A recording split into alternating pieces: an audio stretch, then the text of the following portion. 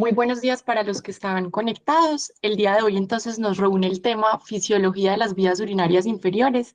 Mi nombre es María Alejandra Aristizábal, yo soy residente de tercer año de pediatría de la Universidad Pontificia Bolivariana, que en el momento está rotando en el servicio de nefrología pediátrica del Hospital Pablo Tobón Uribe. De forma inicial, quería darle el agradecimiento a la doctora Carolina Ochoa, la nefróloga del hospital, por el acompañamiento y revisión de las diapositivas para presentar el día de hoy.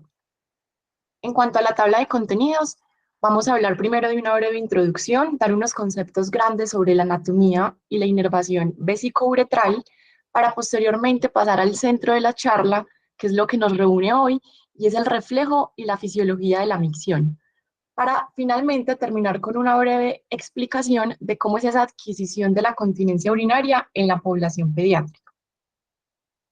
Para empezar entonces, tenemos que el aparato urinario se divide clásicamente en un tracto urinario superior y el inferior.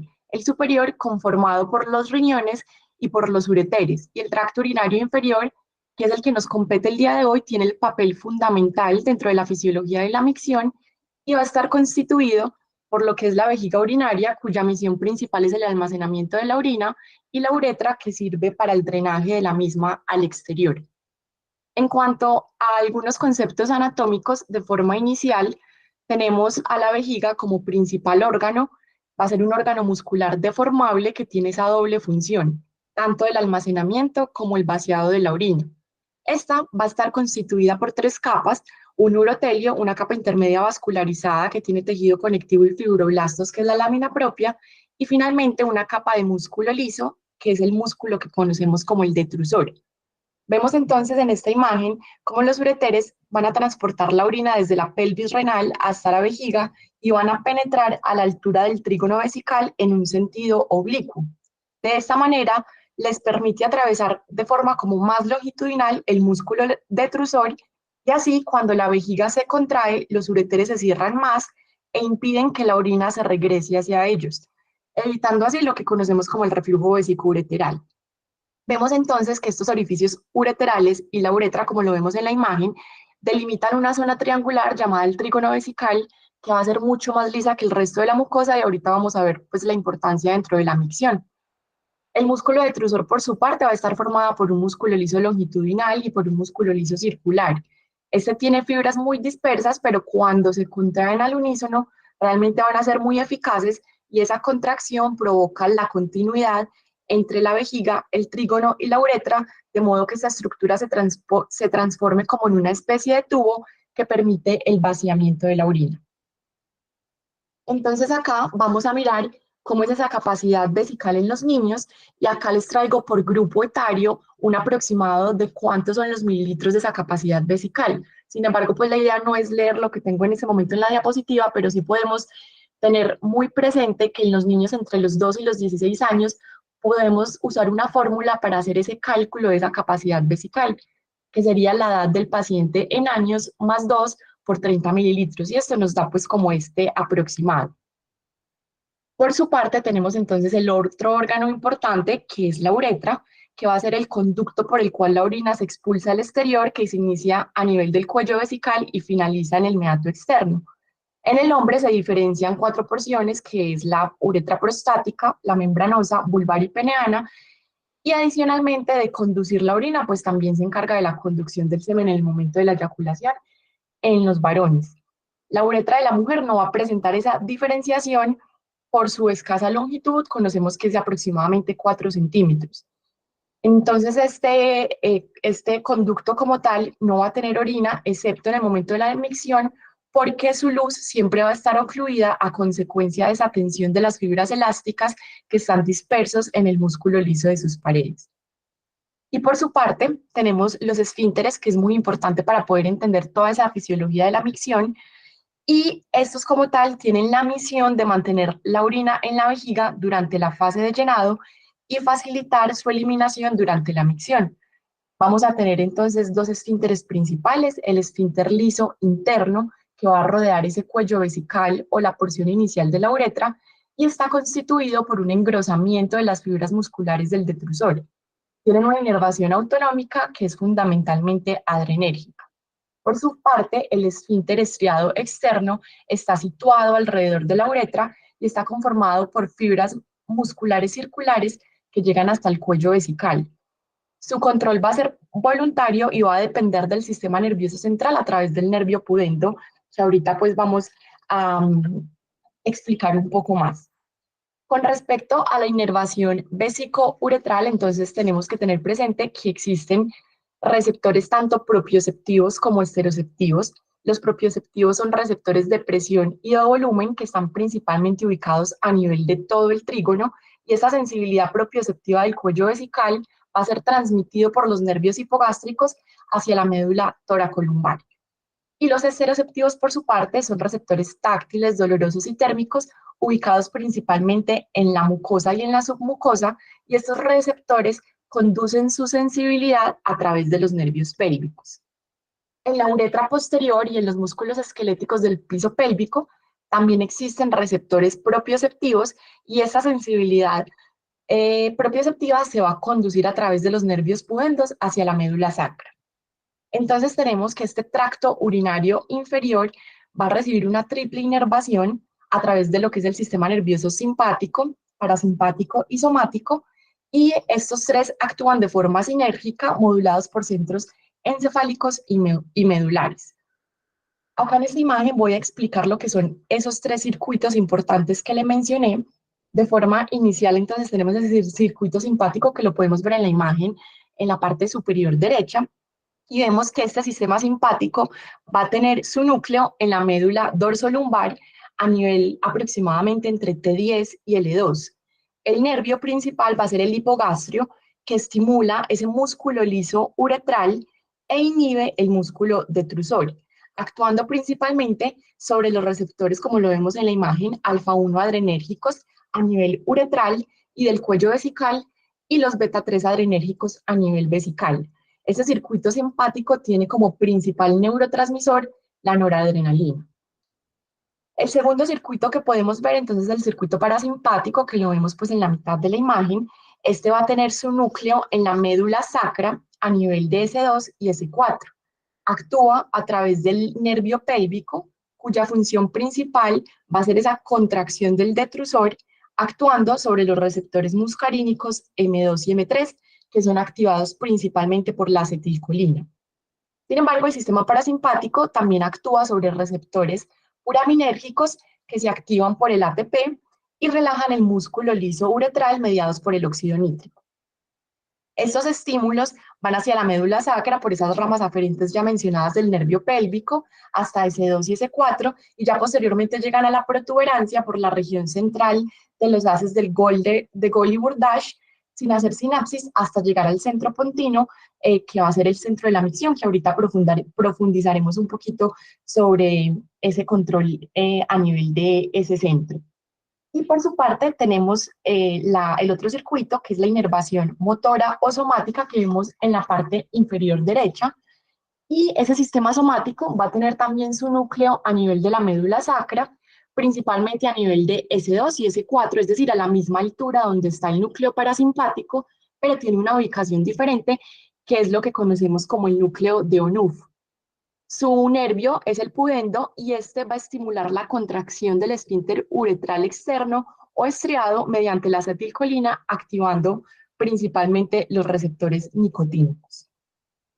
Ahora pasamos entonces a cómo es ese reflejo de la micción, teniendo en cuenta lo que les acabé de explicar previamente. Y realmente entonces vemos que va a ser un proceso medular automático. Los estímulos de los receptores de la vejiga y del periné provocan unos potenciales de acción que se transmiten por los nervios pélvicos hasta los segmentos S2 y S4. En estos niveles sacros se originan fibras parasimpáticas que vuelven a inervar ese detrusor, y el parasimpático en sí produce la contracción del detrusor y la relajación del esfínter interno, permitiendo la salida de la orina al exterior. Vamos a tener entonces una regulación que es encefálica. En esta regulación encefálica es muy importante que en el tronco encefálico existen centros de actividad facilitadora de la micción. Por su parte, en la corteza la actividad predominante va a ser inhibitoria. Igualmente hay que tener presente que una vez que se inicia la micción, el esfínter externo de la uretra puede contraerse a voluntad para interrumpir pues ese proceso.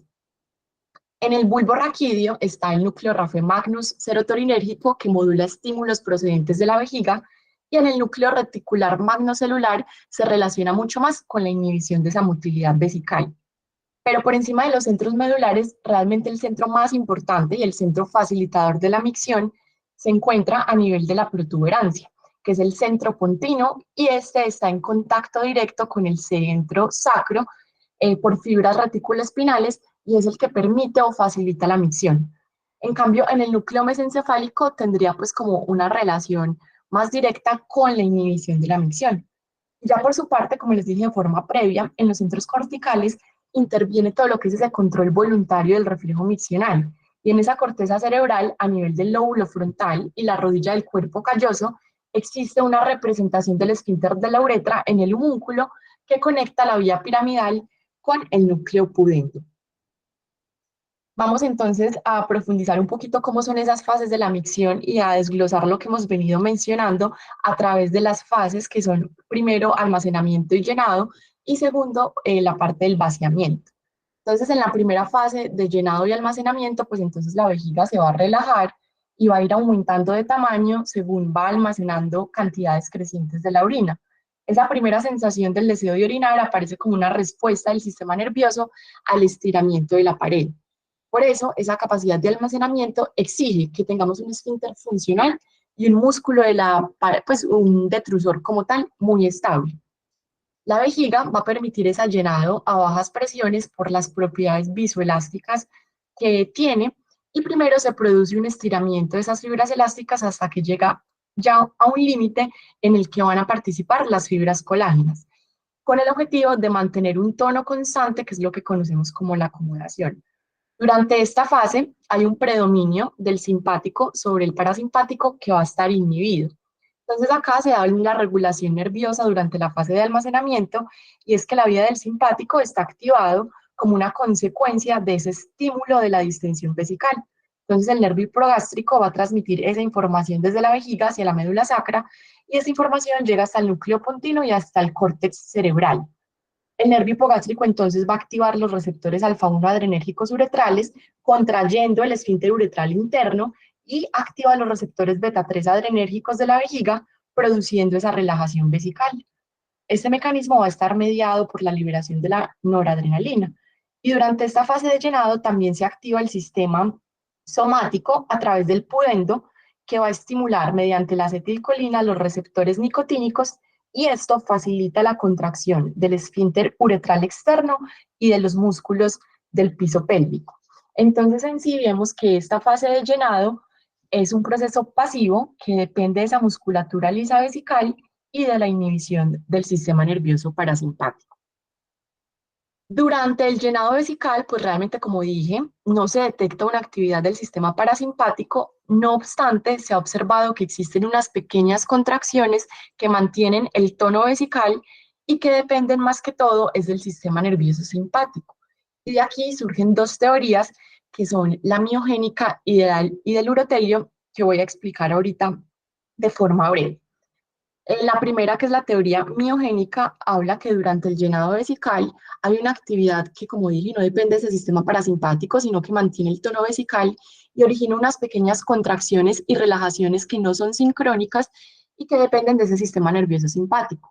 Esta actividad condiciona una constante salida de información hacia la médula y hacia los centros superiores, denominada afferent noise. Esta actividad contráctil la genera la célula del músculo liso independientemente de los estímulos externos. Y en condiciones patológicas, la afferent noise contribuye a lo que sería la patogenia de un síndrome de una vejiga hiperactiva. Por su parte, está la otra teoría, que es la teoría del urotelio. En esta hay evidencias que sugieren que el urotelio junto a las células intersticiales de Cajal actúan como mecanorreceptores. Y el urotelio puede responder a la distensión vesical, pero también a un pH ácido, a un incremento de la osmolaridad, a un aumento de los niveles de potasio y a la irritación química, liberando agentes. Estos agentes actúan directa o indirectamente, activando ese reflejo de la micción entre ellos, por ejemplo, la acetilcolina, que actúa sobre receptores muscarínicos y nicotínicos, el ATP, que actúa sobre receptores puraminérgicos, y la noradrenalina, que estimula receptores adrenérgicos alfa 1 y beta 3. Además, el urotelio experimenta fuerzas biomecánicas, es decir, una distensión vesical, que van a activar esa vía aferente. Y en las vejigas que son hipertróficas de baja capacidad, que tienen baja acomodación, la tensión de la pared vesical es mayor con un menor volumen vesical, lo que va a generar un aumento de esa actividad de los mecanorreceptores uroteriales y, por tanto, generando esa sensación como de urgencia miccional. Vamos entonces a pasar a la otra fase, que es la segunda de la micción, que es la fase de vaciado. En esta fase de vaciado se requiere de la capacidad del músculo detrusor de la vejiga de contraerse de tal forma que fuerce a la orina a salir de la vejiga, y ese esfínter se tiene que relajar de manera simultánea para permitir la micción. Y para que ésta salga, obviamente la presión intravesical debe de superar esa resistencia uretral. La supresión de los estímulos inhibidores encefálicos lleva a una descarga, en este caso es plenamente parasimpática, y una inhibición de los sistemas nerviosos simpáticos y somáticos. Entonces el detrusor se va a contraer en respuesta a esos estímulos parasimpáticos colinérgicos principalmente, y se da la inhibición del simpático, que consigue relajar la uretra y el cuello vesical, y la inervación somática, que logra relajar ese esfínter externo para facilitar la micción. Acá también pues se da esa regulación nerviosa durante esa fase de llenado vesical, donde la vía del simpático está activada como consecuencia de esa distensión vesical. Entonces, aquí es muy importante tener presente que ya cuando se alcanza el umbral de presión para la micción, se produce una intensa actividad aferente que viene de la musculatura lisa de la vejiga. Y dicha información aferente va a ser recogida principalmente acá por el nervio pélvico. Este nervio pélvico se dirige hacia los centros superiores en la región medial del tronco del encéfalo, donde está el núcleo que les mencioné de forma previa, que es ese centro pontino de la micción. Entonces, ya desde el núcleo pontino van a partir proyecciones eferentes. Una proyección eferente va hacia el sistema nervioso simpático, al cual inhiben, y con ello se consigue la relajación del esfínter uretral interno. Luego, otra de las comunicaciones eferentes es hacia el sistema nervioso parasimpático, que van a estimular y con ello favorecer la contracción del músculo detrusor y la inactivación del esfínter uretral interno. Y la otra vía eferente es hacia el núcleo somático o el de ONUF, al cual van a inhibir y con ello inactivan el esfínter uretral externo. Todo esto generando pues como o facilitando todo el proceso de la micción. Entonces, hay muchos factores que intervienen en esa continencia, como lo he venido mencionando, para favorecer todo este proceso, y para ello pues se requieren factores anatómicos, dentro de ellos pues como hemos visto la integridad de los músculos del piso pélvico, estructuras musculares y aponeuróticas, las fascias, los ligamentos. Ese factor vesical realmente es imprescindible para que la vejiga se mantenga relajada y tenga una capacidad normal, y todo el factor uretral, que pues es, digamos, responsable de toda esa presión intrínseca en reposo, eh, y de todo el funcionamiento de los esfínteres. De cierta forma, también, como le hemos venido mencionando, intervienen todos los factores neuromusculares, y los factores hormonales también podrían jugar un papel fundamental. Acá, por ejemplo, podemos mencionar que los estrógenos, mediante su acción, hacen que las estructuras uretrales femeninas se tonifiquen, de manera que aumente su presión basal por un efecto trófico, porque hay una acción sensibilizante alfa-adrenérgico y porque hay un incremento significativo de ese flujo sanguíneo en los plexos submucosos. También a nivel perineal mantienen esa firmeza de los ligamentos y de los tejidos en general. Por su parte, la progesterona, al contrario de los estrógenos, tienen más que todo un efecto relajante de todas estas estructuras uretrales y perineales. Entonces, como vemos, hay múltiples factores que intervienen en este proceso. Y ya para ir concluyendo, vamos a la parte de la adquisición de la continencia urinaria en los niños, y vemos que el desarrollo del control de la vejiga es un proceso de maduración que es progresivo, mediante el cual el niño primero toma conciencia del llenado de la vejiga, y luego desarrolla esa capacidad de suprimir las contracciones del detrusor para finalmente aprender a coordinar la función del esfínter y del detrusor.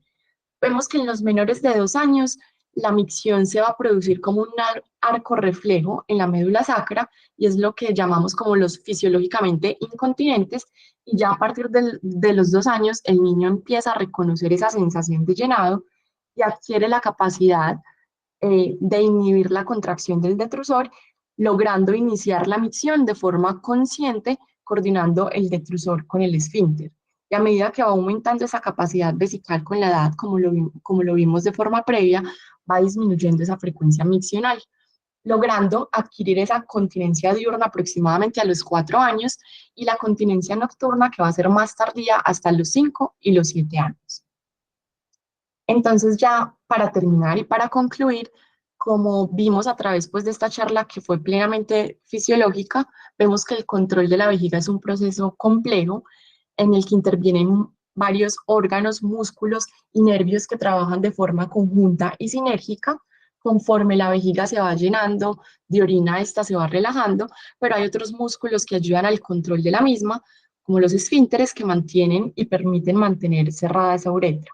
Ya cuando la vejiga se ha llenado, entonces envía señales al cerebro que indican ese deseo miccional, y el cerebro envía señales a todos los músculos de la pelvis, incluidos los esfínteres, para que se relajen y para que la vejiga se contraiga y en su momento pueda permitir la expulsión de la orina. Muchas gracias por el tiempo, por la atención. No sé si de pronto hay algún comentario.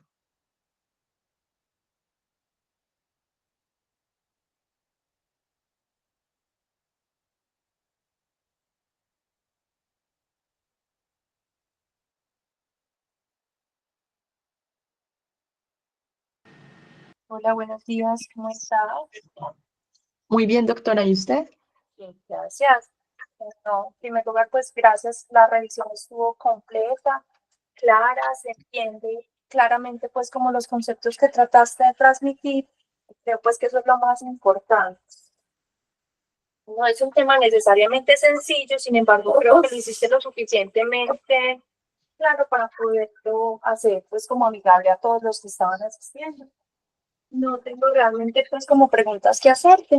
No sé si por parte de los otros asistentes hay algún comentario o pregunta.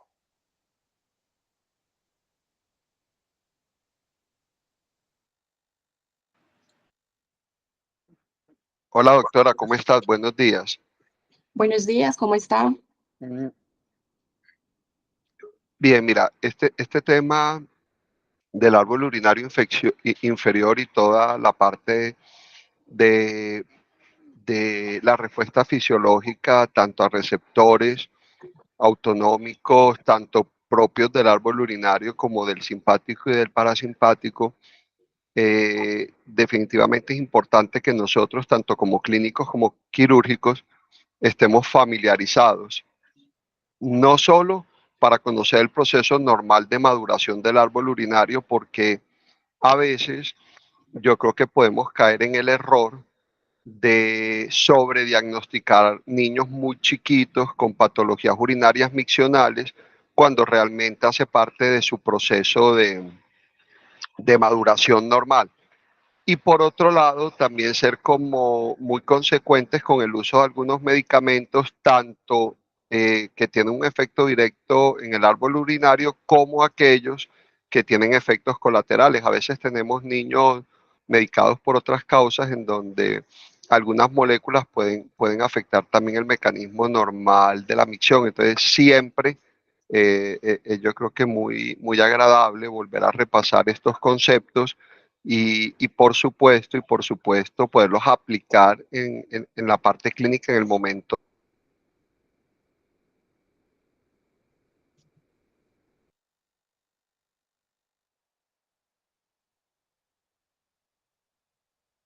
Se fue la señal, doctor.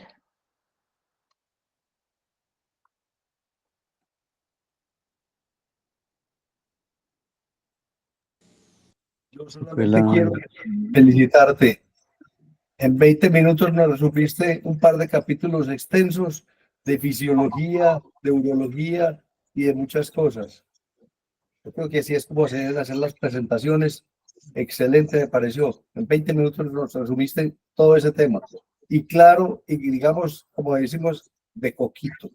Esto es para los estudiantes, sería una cosa, los de pregrado. Yo creo que este seminario es bueno que lo tengas guardado para cuando tengas opción de hablar con los estudiantes de pregrado y les muestres eso. Es una manera fácil de entender lo que es este fenómeno, que no es fácil, es complejo y uno debe saberlo, entenderlo muy bien. De modo que te felicito. Muchísimas gracias a todos los asistentes.